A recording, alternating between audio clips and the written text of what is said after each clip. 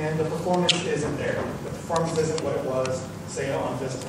And typically what's happened is we've sidestepped the need to size for throughput of the disks, and instead we've only focused on capacity. So disks still very important in SQL, and this all comes to play in a bigger picture I'll show in a minute. From a SQL perspective, as far as storage is concerned, you can go the VMFS or RDM route. You can't scale up or scale out, and we have some testing that shows scaling up can lead to better performance again. And then you have the option to use a few different forms of availability. You can continue going down the route of failover clustering, just as you have if you're using Microsoft clustering services. You can go down the route of mirroring, because SharePoint 2010 is mirror aware. Or you can simply choose to use vSphere HA, which can provide probably more protection than you're actually aware of, and we'll look at some of that in a bit. So let's take a look at some performance numbers. Obviously, you've hopefully seen the latest from vSphere and the latest capabilities that were released with vSphere 5. We can now support up to 32 virtual CPUs, a terabyte of memory, and a ridiculous amount of I/O, million IOs. And there's actually a white paper. It seems like an absurd number, but they actually did it. And there's a white paper explaining exactly what was tested, what hardware was used, so you can get into the details there. But that was one host. So the fact is, we've gotten to the point where we're closing the door shut on the argument that we can scale. We can pretty much scale to meet a workload. And if you look at the resource requirements for SharePoint, and the fact that we're going to be scaling out versus scaling up, chances are we're easily going to fit within the requirements for our SharePoint server roles. So I said we're going to look at the whole picture. So basically, what we want to look at is what is the user experience and what is involved with every request from the user. So what we see is a user requesting a document, which goes through the web front end, which is going to authenticate to the domain controller. It's going to go back to the SQL server. It's possible that SQL server has blob storage. Get that document from wherever the repository might be and present it back via the web front end to the user. So there's a lot of layers that this user had to go through to get what he was, to get the documents that he had requested, and any little performance hiccup within that trail can end up with a bad user experience. So we want to make sure that we looked at the whole deployment, the whole topology, and size that accordingly based on our requirements. So Microsoft has some common criteria on basically what they feel these request times and these latencies should be. So for the typical tasks, things like browsing the homepage, browsing a document library, they think that less than 3-second response time is a good indication of performance. For some more uncommon tasks, such as creating a subsite or creating a list, uploading a document to the document library, less than 5 seconds is typically a good range to be in. And then for the more rare tasks, the backing up of the site or creating a new site collection. So they want to see about 7 seconds or less for those tasks. Now there's a TechNet link here. When you download the presentation, you'll have all the links that are available, and that details this table a little further. So we did some testing within VMware on SharePoint 2010 on top of vSphere. And I think this was vSphere 4. So to give you an idea of the workload, it's a root portal configured with a collaboration template. We have about 260 gigs worth of content in the database, about 600,000 items across 10 site collections. We're set for an incremental crawl every 4 hours and a weekly full crawl.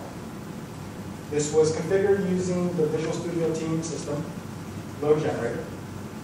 Microsoft guidelines encourage that when you're doing testing like this, you use a zero think time, which is not going to be typical, right? Users pause and wait for pages to load and whatnot. between activity. When we're trying to do a test like this, more of a stress type testing, we're going to use a zero think time, so continuous activity. The transaction mix was 80% read, 10% write, and 10% search.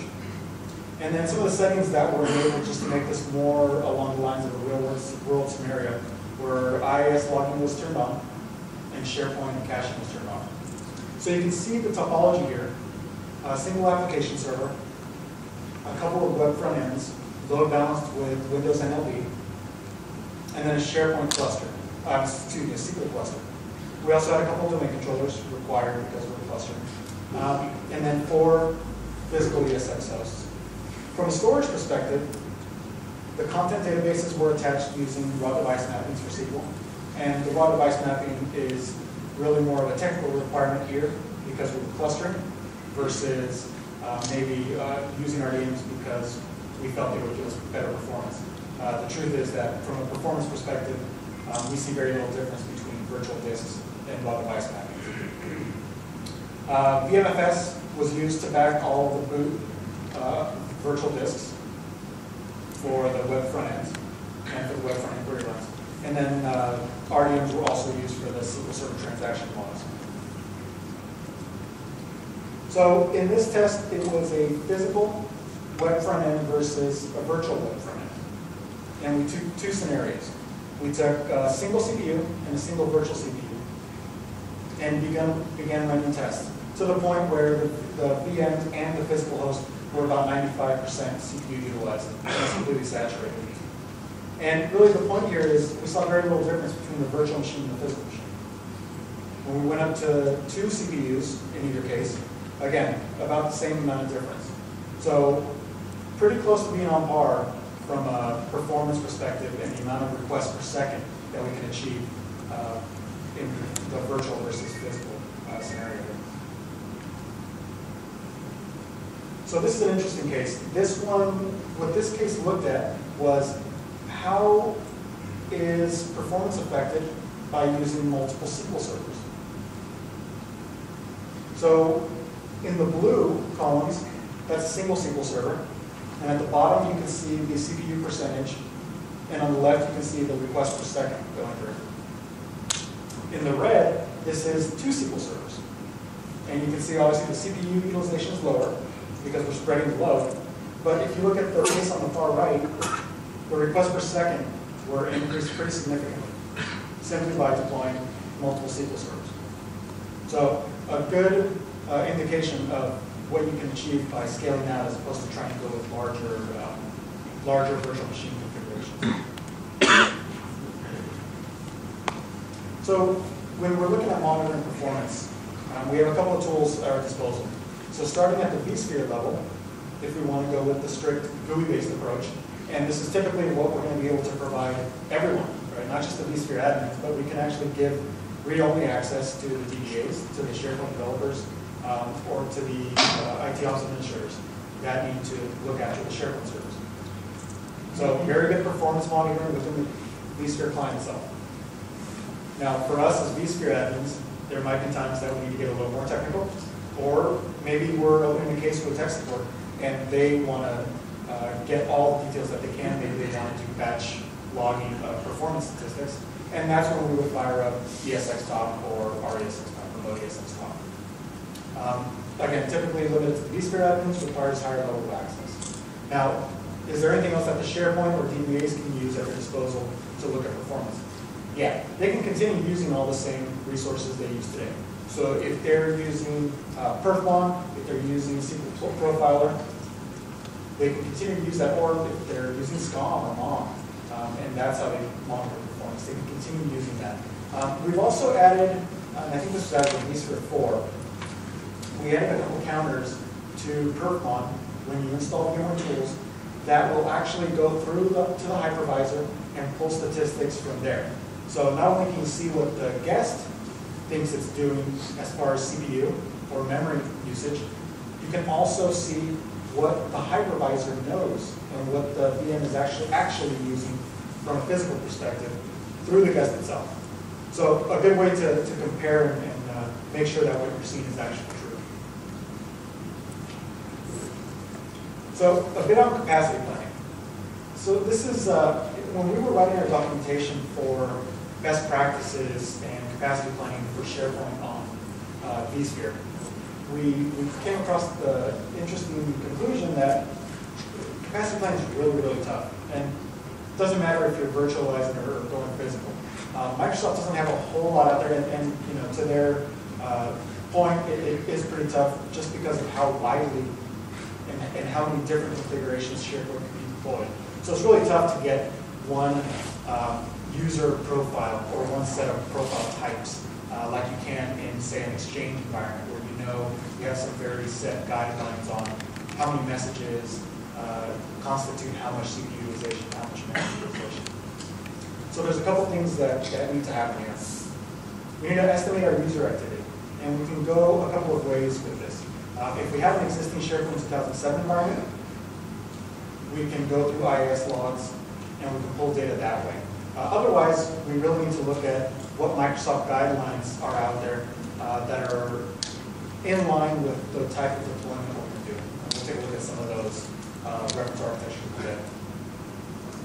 So once we've determined or estimated our user activity, we can start with an architecture layout or topology. How many front-end servers? How many are we going to combine any of the roles together? How many application servers? What applications are we going to deploy? And what are we going to do as far as the database is concerned? Once we know what the topology is going to look like, we can start mapping out our resources. How many virtual CPUs are we going to allocate? How much memory are we going to allocate?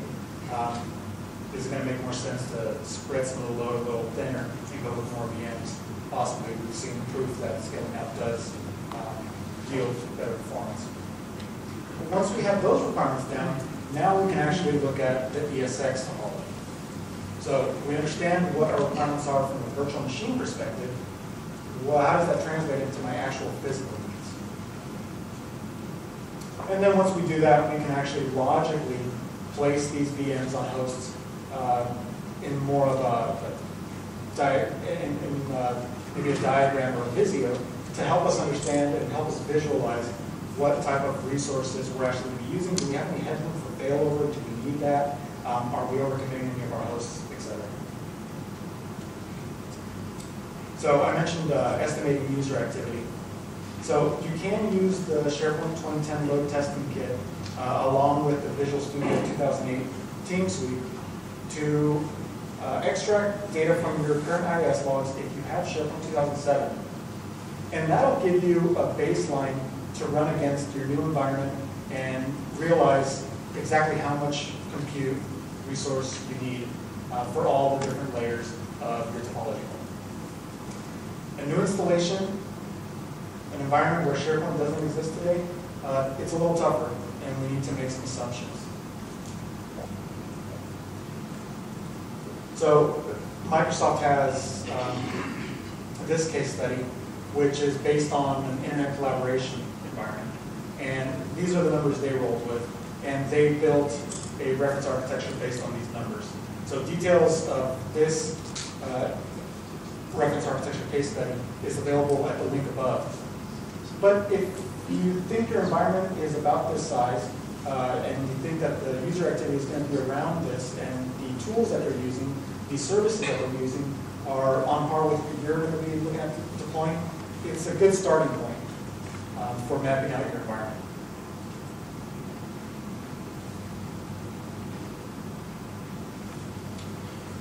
So, as I mentioned, Microsoft has a few different sized topologies. This one here is the medium topology example. You can see that in this environment they have a couple of web servers, a couple of query crawl servers co-located on the same systems, an application server, and a couple of database servers.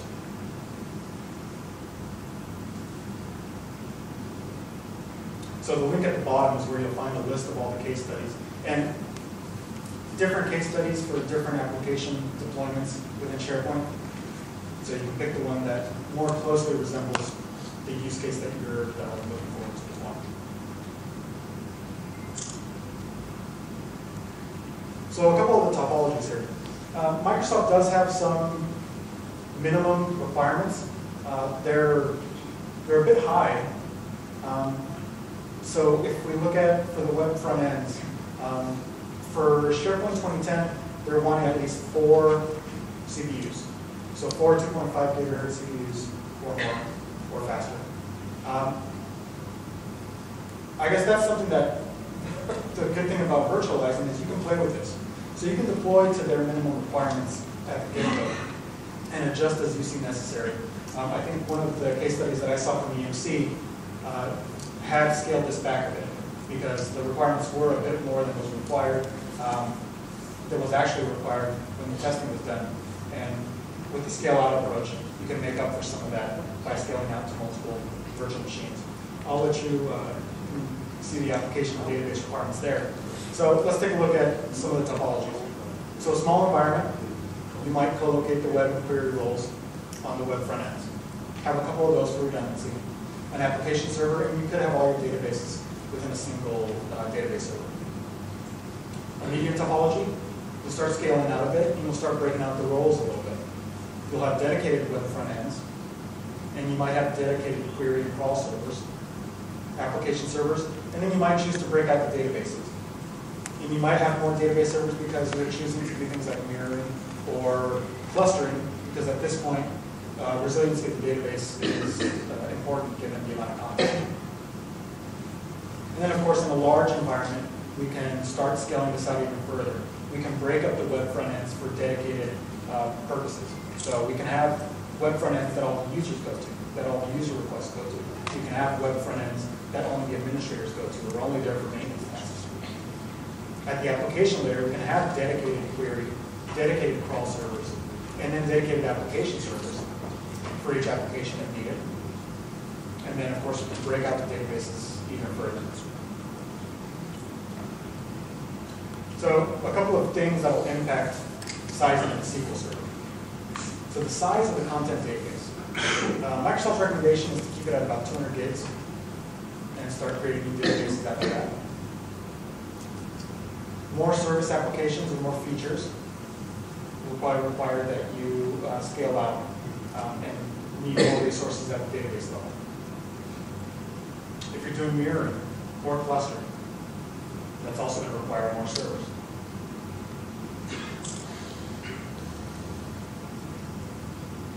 All right, so a bit on capacity planning for the SQL side. So the majority of the activity that SQL is going to see is going to be in the systematic operation. So in the graph here, we can see that our user load is really only about 30% of what the SQL Server was doing over the course of this day. The majority of the load was generated during maintenance activities, during timer jumps. So when sizing the resources for your SQL servers, or for your other servers as well, it's important to keep in mind, what's the user activity going to be like? What's my peak user utilization? And that's what I want to design around. Trying to design around the maintenance tasks is going to lead to some pretty severely undercommitted resources and not very efficient use of your underlying host. So from a storage I/O perspective, the same holds true. If we look at the user load during the workday, very little I/O, considering what we were doing during the maintenance tasks. So we want to design for peak user usage as opposed to designing for those maintenance tasks. Now the maintenance tasks might run on a little longer because we didn't design for those, but typically we have, in most environments, we have a pretty good window of when we can let those run.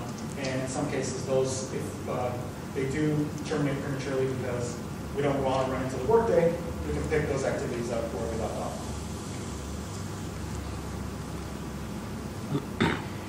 So database sizing, and this is directly from Microsoft. So as far as the central admin database, about 2 gigs, not a whole lot of I/O, and we've seen that in the testing that we've done as well. Configuration database, about 2 gigs as well. Potential for some growth, but not very much. It's about 40 megabytes for every 50,000 site collections. So not a whole lot of resources required there. They do recommend that you switch from full recovery mode to simple recovery mode because of the transaction log sizes. Just keep your backups in mind there. And then for the configuration database, this is going to be completely dependent on the type of documents that you're allowing to be stored, the size of the documents, And there is an algorithm that is from TechNet that you can use to approximately get the size of what your content database will be when it's fully populated. So some storage best practices for SQL. I mentioned at the start that probably the number one issue we run into with virtualized database environments is storage.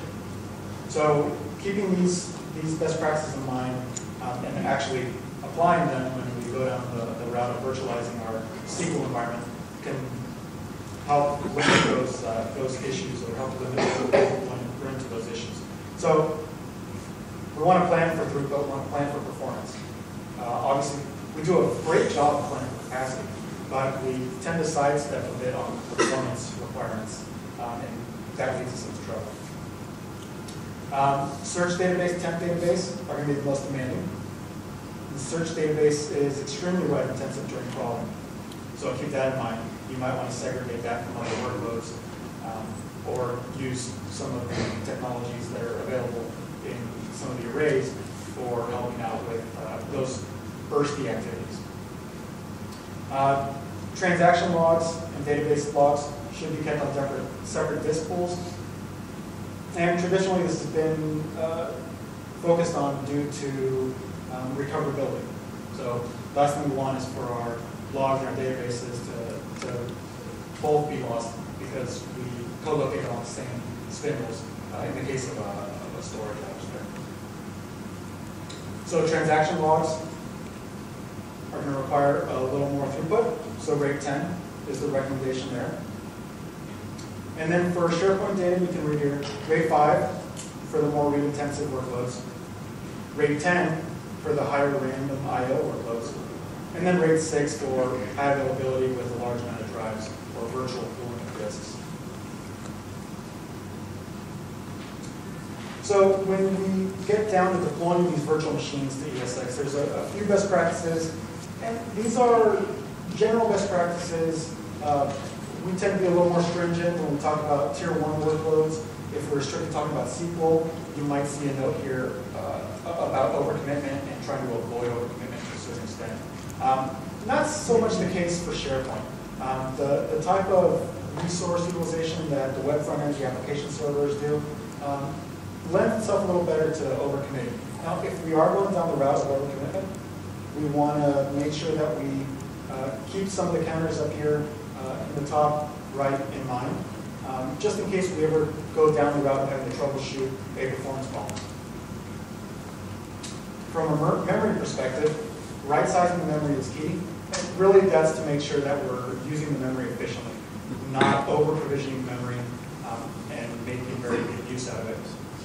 vSphere 4.1 and above can take advantage of memory compression. So again, going back to the overcommitment, if we choose to overcommit, we're going to start using some of the features from vSphere, such as memory compression.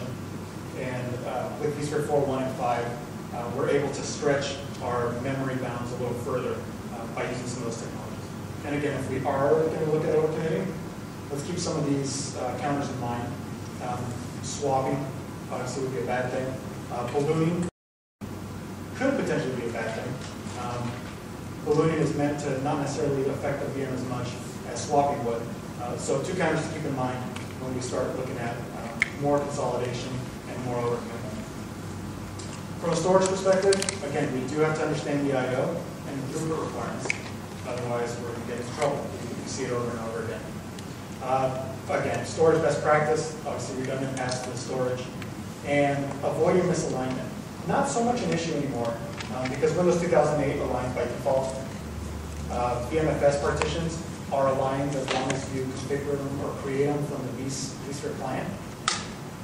Typically, we see the alignment issue creep back up these days is when we're doing PW migrations of older, intense, disk-intensive workloads.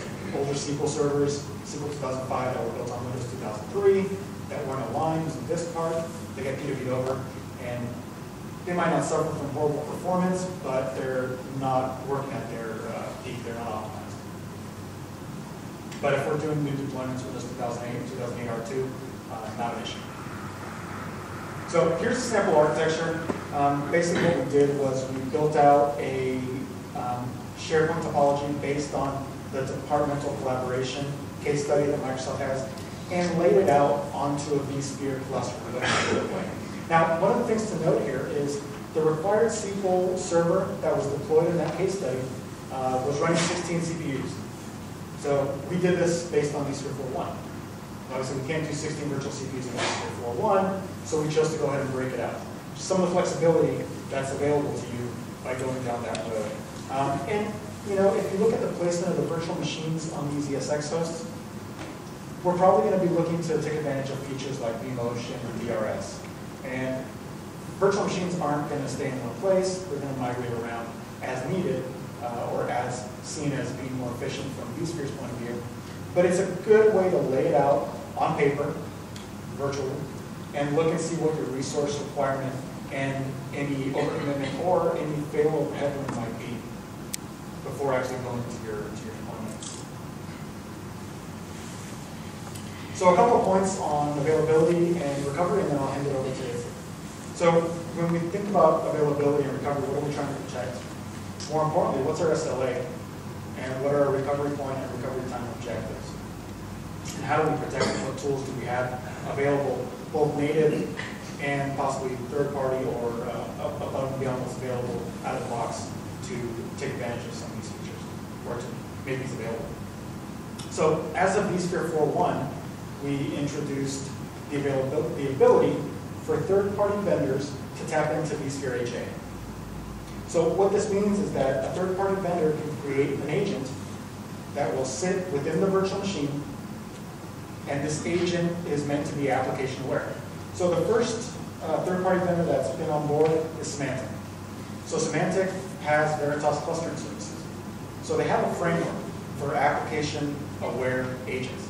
So they took that framework and created basically an application aware agent that is plugged into vSphere HA. So what this allows you to do is basically bridge the gap between vSphere HA, which traditionally only provided host level monitoring and some guest OS level monitoring via the hardware, and add the application awareness to that without having to go with a full clustered solution, MSCS or database mirroring. So that's an option. Semi out of the box, very little configuration. And it brings the configuration parameters and the ability to start and stop services into vCenter Server. So what services can you monitor? Out of the box, it will do SQL, Exchange, SAP, and I believe Oracle. But then you can actually extend it to really any service you want. And you can extend it by use of scripts. But it can be as simple as choosing a service that's running on the host and monitoring that one service.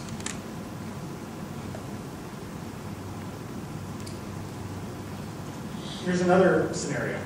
You have vSphere HA, and on top of vSphere HA, you're using database mirroring to protect your content or your SharePoint databases. So the great things here are you have redundancy at the storage level. You have redundancy at the database level.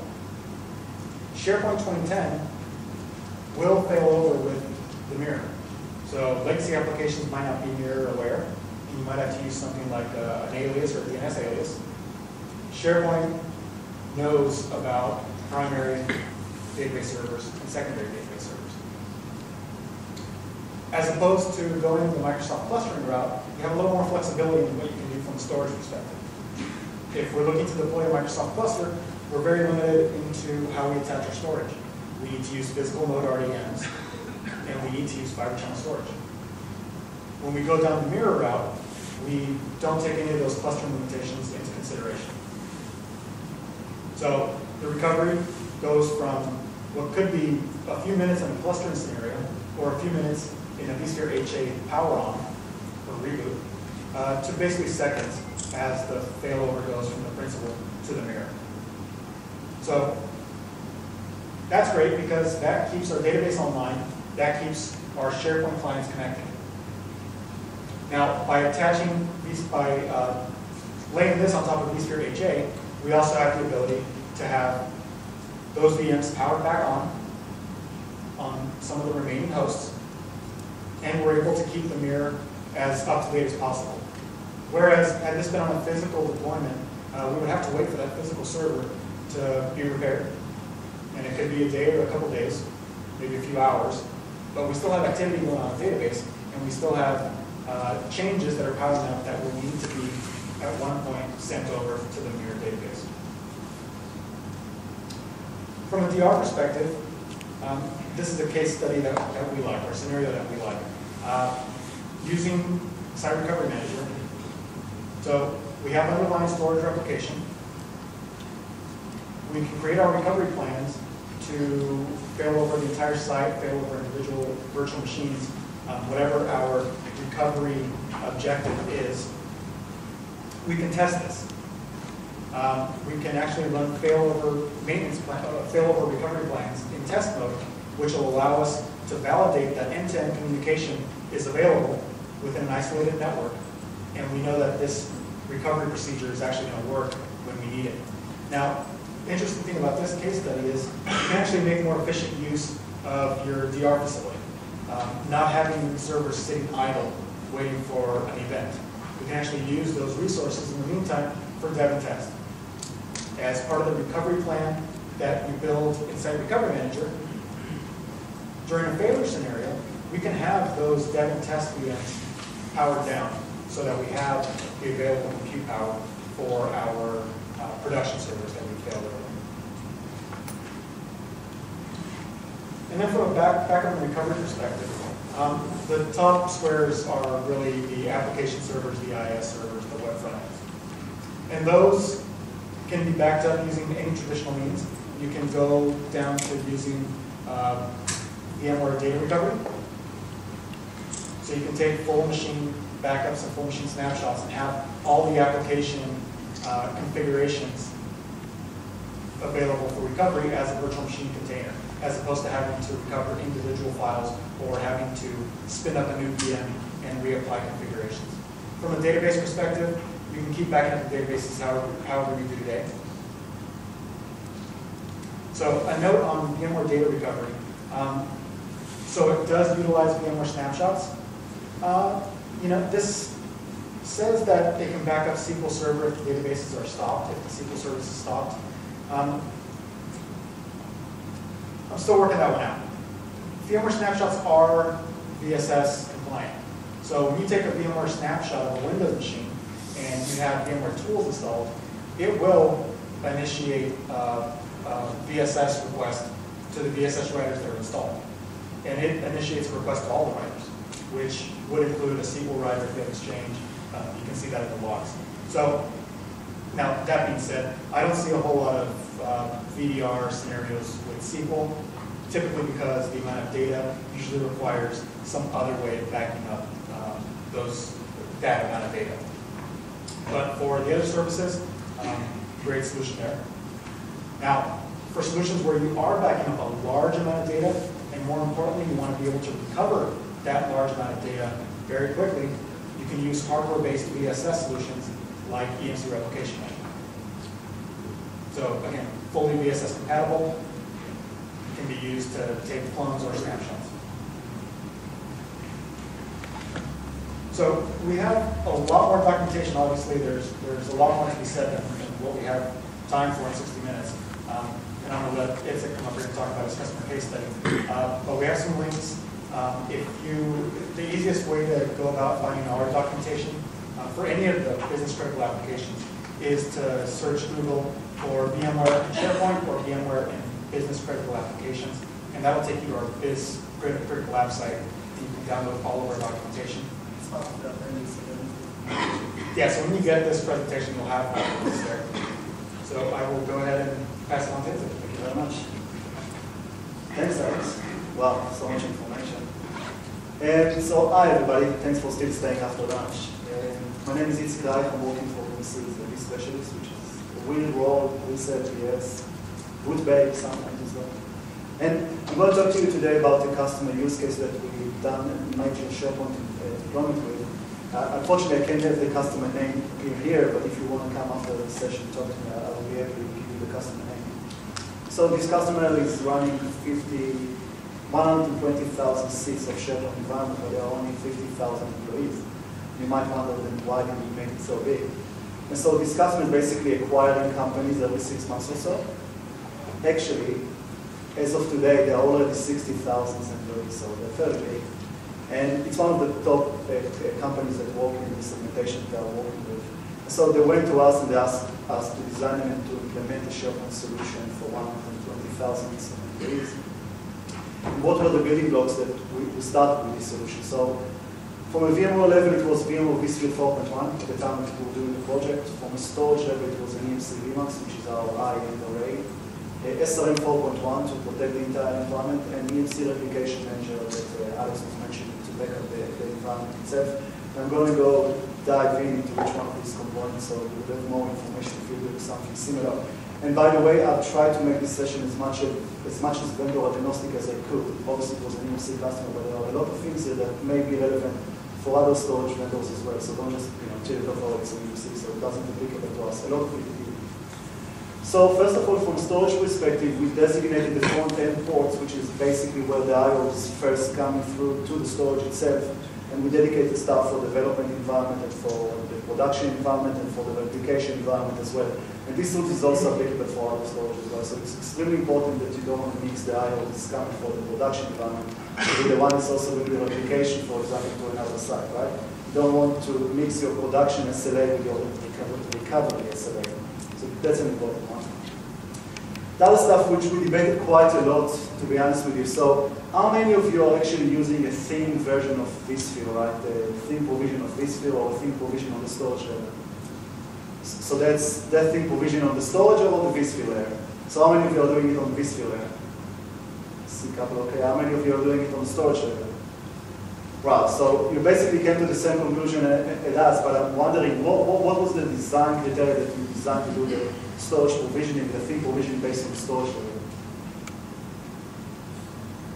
Anyone? You don't. But you weren't the customer, it was another one. So the truth is that you can actually do them on both sides at the same time, but then comes the question, okay, so if I'm running out of space, who do I need to call? I basically need two entities within the same company. And by the way, if you're a large shop, you will probably have the storage admin don't talk to the system admin. I know it's not applicable to you, but it's applicable to some of my other customers. So if there is a problem within the storage in terms of capacity, those two entities will have to work at the same time. So that's very hard, especially when you've got a problem, right? So we decided to go on the storage level as well. And there is also another reason to do it. So if the storage can do it, because the storage is providing the capacity in the IOPS and everything else, why don't we implement storage saving on the storage level as well, right? It makes more sense. But in this case, actually going with what we call virtual provisioning, which is the hardware implementation of virtual pools, it's also giving us some other features as the foundation for other features to work with, which I'm going to talk about in a moment. That was the first reason. The other question was, okay, so we could go the way that Alex suggested before if we had like a legacy storage array and RAID 5, and RAID 6, and RAID 10, and everything else. And that's kind of boring, but it's not scalable. And the problem with it is that when our environment is growing so much, the storage design itself needs to grow as well, right? In the same correlation with the more users that we're getting. So we debated between doing it with the old way, which is a proven and working way, by the way, right? The industry has been working with RAID 5, RAID 6, and RAID 10 for 20 years, more or less, maybe even more. Or we could have done it with a different way, which is storage tiering. Now, storage tiering is not a new concept, and it's not just an EMC concept. HDS got a storage tiering, IBM got a storage tiering, and so does EMC. Our implementation is a bit different. Obviously, the devil is in the details, as always, but we decided to go with storage tiering. And the reason to go with storage tiering is that, yes, it's a fairly new technology. It's only been in the market for a couple of years. But it's saving us the problem of always trying to guess which LAN is more occupied than the other LAN, right? When I first joined EMC and people ask me what do I do for a living, my mom always told me that I'm working with PC, I'm fixing computers. And to my customer, I would always say that I'm playing Tetris. And the reason for it is that I always used to go to customers and say to them, okay, so this LAN is pretty busy, let's move some of those VMs to another LAN, but then this LAN will never stay empty, right? The moment that the system administrator see a LAN, he push VMs toward it, right? That's the VMware sprawl that we're talking about. So this LAN will become busy again, maybe within 6 months, maybe within 12 months, whatever. So I had to go again, play Tetris again. On this time it was level 2. Okay, so So those games are occurring again and again, and storage tiering basically eliminates these. And I'm going to explain how the storage tiering works. So you see this nice animation, and basically what it means is the following. You could have a tier which is like a low-level tier in terms of spindle, like a SATA or NLSAS. And by the way, that will probably answer the majority of our capacity requirements, something in the region of maybe the 60%, 66% of your storage array, because the majority of your traffic is not I/O bound, it's more for capacity-related things. But then you can have a middle tier, such as a fiber channel, to handle some of the I/Os. But then you've got a small, very small portion of EFDs or SSDs, right? And basically what will happen is that, I'm going to scroll one back and then you can see it probably better. The storage itself will automatically load balance the blocks that needs to reside on an higher tier and move them to the higher tier, such as EFDs, or it will move them down to the lower tier, such as the SATA drives, or then the SAS drive in case of the mid-range. And it's very good because it doesn't eliminate us to a specific block or specific technology within the array itself. This is, by the way, the reason that this tier will probably be eliminated in the next couple of years. And the reason for it is that for 80% of our capacity or our IOPS need, this is good enough. We don't need a fiber channel. So why do we see fiber channel across all the arrays? Because it's a mixture, right? It's the mixture between the best performance, which is SSDs, but it doesn't cost as much as SSD, but it costs a bit more than SAS drives. Okay? That's the reason why fiber channel itself as a tier is going to disappear at some point in the future. I'm not a professor, I can't tell you exactly when. And here's how we basically look at it from a SharePoint, for a SharePoint environment. So this is our array in the VMAX. This is a heat map. This is basically how we analyze the VMAX array to see for hotspots. Obviously, you can probably guess that red is probably very bad. That means the array is very busy, serving blocks and serving IOPS. And blue is basically meaning that the array does nothing. It's calling, right? Like in Copenhagen yesterday. And this is basically what happens when you enable fast VP on the array itself. Okay, the array is automatically starting load balancing the blocks within the array itself. That's, by the way, being done totally automatic. You don't need to do anything about it. You just design the tiers themselves, and it will move the blocks to the right level in the right block at the right time. Very, very good. And it will also move the blocks down to the level if they don't need such high IOPS requirements. Now, why is it important in SharePoint environments? Because again, maybe for those systematic peaks at the middle of the night, I want those blocks to reside on the highest tier, because I want this systematic call of SharePoint to finish at the best time, right? I don't want it to go as much as it should have. This is why FastVP is so good. The other stuff that is important to do when you are implementing storage tiering is that where should we implement storage tiering? Should it be implemented across your entire SharePoint environment? So the big answer is yes, if you want to actually summarize it, except for the search index. The search index database is changing so frequent that the time it will take FastVP or the storage tiering to move the blocks up and down will probably be longer and not quick enough. So for everything but the search index, storage tiering is absolutely a must, and I strongly recommend it to actually implement it in your environment as well. The next thing that we implemented that is what I personally think is one of the best products that ever came to the virtualization market. It also works on some non-EMC arrays as well. It's EMC Power Plus V. So Power Plus V is basically a vKernel driver that sits on the top of your ESX server. You basically push the installation via VMware Update Manager, and it automatically load balance the traffic between all the available paths. So what does that mean? It means that every IO is getting broken to all the available paths. It's basically an extension to round robin. You could use round robin, or you could also use Power Plus V, which should actually give you better performance. How much is better? Well, we see in customer use cases between 2 to 2.5x the performance that we normally see, even compared to the round robin. Now, one of the things that I normally get from customers is that our environment doesn't need a lot of IOPS, and that's fair enough, but what you do have in a lot of instances is something that we call microburst, right? So this is IOPS that is very high, but for a very short time. And Power Plus will also break down this IOPS as well to all the available paths, and that's also important.